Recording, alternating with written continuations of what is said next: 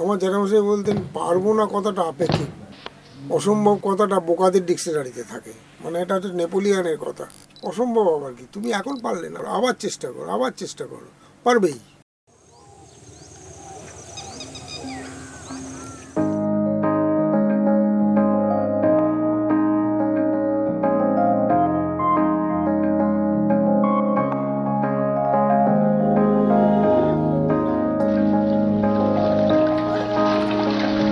সুন্দরবনের প্রকৃতির ওপরেই নির্ভর করে ওখানকার লোকের ক্যারেক্টার।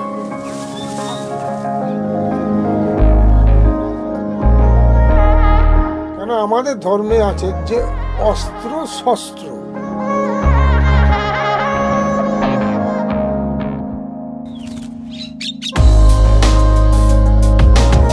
মানে অস্ত্রকে তুমি শাস্ত্রের মতন যদি ট্রিট না করো সে তোমার সাথ দেবে।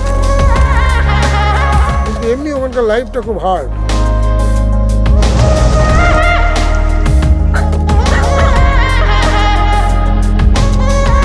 ওদের একটা আলাদা সেন্স আছে, তো ওরা বোঝে যে কে মানে আমাদেরকে পছন্দ করে আর কে আমাদের পছন্দ করে না, এটা ওরা খুব ভালো ফিল করতে পারে।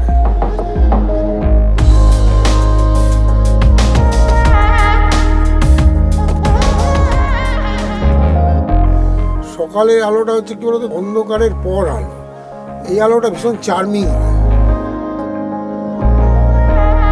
দীর্ঘদিন আমার ভোরবেলা ওটা অভ্যেস, তো ওই যে আলোটা বেরোয় না, হ্যাপি ফিলিংস হয়।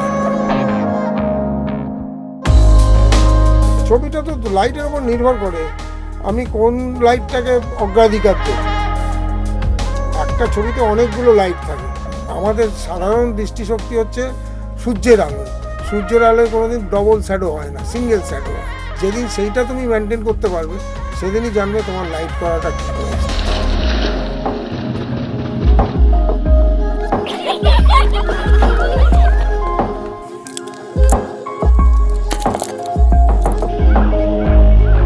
ফটোগ্রাফার হতে গেলে ফিটনেস হচ্ছে সবার আগে। একজন আর্মি আর একজন ফটোগ্রাফারের সঙ্গে ফিটনেসের কোনো তফাৎ থাকবে না, শুধু রাইফেলটার ক্যামেরাটার তফাৎ থাকবে ফিটনেসে।